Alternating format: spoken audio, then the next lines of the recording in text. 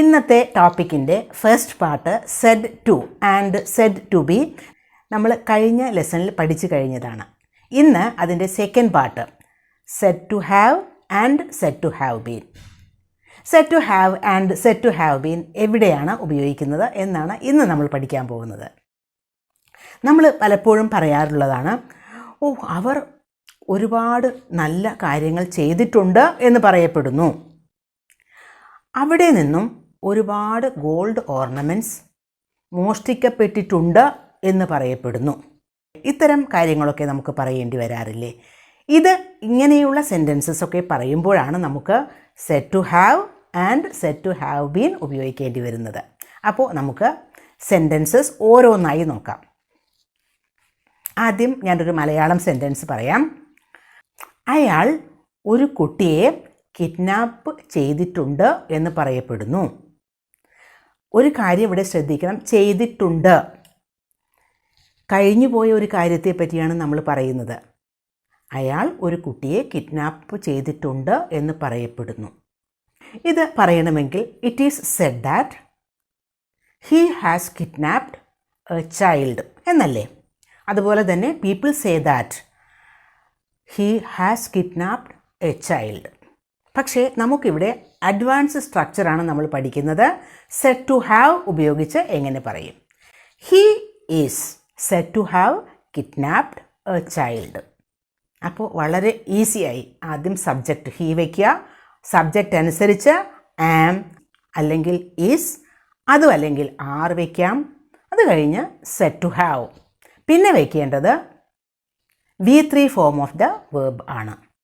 Kidnapped എന്നാണ് ഉപയോഗിച്ചത്. അത് കിഡ്നാപ്പ് എന്ന വേർബിൻ്റെ പാസ്റ്റ് പാർട്ടിസിപ്പിൾ ഫോം അല്ലെങ്കിൽ V3 ഫോമാണ്. അത് കഴിഞ്ഞിട്ടാണ് ഓബ്ജക്റ്റ് ഉപയോഗിക്കേണ്ടത്. He is said to have kidnapped a child. A child എന്നത് ഓബ്ജക്റ്റാണ്. അപ്പോൾ അഡ്വാൻസ് സ്ട്രക്ചർ ഉപയോഗിച്ച് പറയുന്നത് അങ്ങനെയാണ്. ന്യൂസ് പേപ്പറിലൊക്കെ നമ്മൾ കാണുന്നത് ഇത്തരം അഡ്വാൻസ് സ്ട്രക്ചേഴ്സ് ആയിരിക്കും. ഇനി വേറൊരു എക്സാമ്പിൾ. അപ്പോൾ സ്ട്രക്ചർ ശ്രദ്ധിക്കുക. സബ്ജക്റ്റ് അനുസരിച്ചിട്ടാണ് ആം ആണോ ഈസ് ആണോ അല്ലെങ്കിൽ ആർ ആണോ എന്ന് തീരുമാനിക്കേണ്ടത്. ഹി ഷീ അതുപോലെയുള്ള സിംഗുലർ സബ്ജക്റ്റുകൾക്കൊക്കെ ഈസ് ഉപയോഗിച്ചാൽ മതി. ഐ ആണെങ്കിൽ ആം ഉപയോഗിക്കണം. പിന്നെ യു വി ദേ അതുപോലെ പ്ലൂറൽ സബ്ജക്ട്സ് ഒക്കെ ആണെങ്കിൽ ആർ എന്നാണ് ഉപയോഗിക്കേണ്ടത്. ഇനി വേറൊരു എക്സാമ്പിൾ. അവൾ ഒരുപാട് ആളുകളെ ചതിച്ചിട്ടുണ്ട് എന്ന് പറയപ്പെടുന്നു. അവൾ, അപ്പോൾ she is said to have cheated many people. Cheated എന്നത് ചീറ്റ് എന്ന വേർബിൻ്റെ പാസ്റ്റ് പാർട്ടിസിപ്പിൾ ഫോമാണ്. She is said to have cheated many people. ഇനി വേറൊരു സെൻറ്റൻസ്. പോലീസ് കള്ളന്മാരെ പിടിച്ചിട്ടുണ്ട് എന്ന് പറയപ്പെടുന്നു. Policemen are said to have caught the thieves. Caught, catch പിടിക്കുക, ക്യാച്ച് എന്നതിൻ്റെ V3 ഫോമാണ് caught. Policemen are said to have caught the thieves. Policemen plural സബ്ജക്റ്റാണ്, അതുകൊണ്ടാണ് ആർ എന്ന് ഉപയോഗിച്ചത്. Policemen are said to have caught the thieves. അപ്പോൾ said to have എന്നത് എങ്ങനെ ഉപയോഗിക്കുമെന്ന് മനസ്സിലായല്ലോ. ഇനി സെഡ് ടു ഹാവ് ബീൻ. ഇത് വളരെ ഈസിയാണ്. ഇത് ഒരു പാസീവ് ഫോമിലുള്ള സെൻറ്റൻസുകൾ ആണ് എന്ന് മാത്രം. അതുകൊണ്ടാണ് നമ്മൾ ബീൻ ഉപയോഗിക്കുന്നത്. അപ്പോൾ നമുക്ക് ആദ്യം ഉപയോഗിച്ച ആ സെൻറ്റൻസുകൾ തന്നെ അതിൻ്റെ പാസീവ് ഫോമിൽ ഉപയോഗിക്കാം. അപ്പോൾ കുറേയും കൂടി ഈസിയാവും. ഫസ്റ്റ് സെൻറ്റൻസ്, ഒരു കുട്ടി കിഡ്നാപ്പ് ചെയ്യപ്പെട്ടിട്ടുണ്ട് എന്ന് പറയപ്പെടുന്നു. അപ്പോൾ നമുക്ക് സ്റ്റാർട്ട് ചെയ്യേണ്ടത് ഓബ്ജക്റ്റാണ്. A child is said to have been kidnapped. ഇനി വേണമെങ്കിൽ ബൈ ഹിം എന്ന് പറയാം, കാരണം അവിടെ സബ്ജക്റ്റിന് വലിയ ഇമ്പോർട്ടൻസ് ഒന്നും ഇല്ല. A child is said to have been kidnapped by him എന്ന് പറയാം. അപ്പോൾ ഉപയോഗിക്കുന്ന സ്ട്രക്ചർ ആദ്യം ഓബ്ജക്റ്റാണ്. ഓബ്ജക്റ്റ് കഴിഞ്ഞിട്ട് അതിനനുസരിച്ച് ആം, ആം, ഈസ്, ആർ ഒക്കെ ഉപയോഗിക്കാം. അത് കഴിഞ്ഞ് സെഡ് ടു ഹാവ് ബീൻ, പിന്നെ V3 form of the verb. അത് കഴിഞ്ഞ് ബൈ പ്ലസ് സബ്ജക്റ്റ്. ഒരുപാട് ആളുകൾ ചതിക്കപ്പെട്ടിട്ടുണ്ട് എന്ന് പറയപ്പെടുന്നു.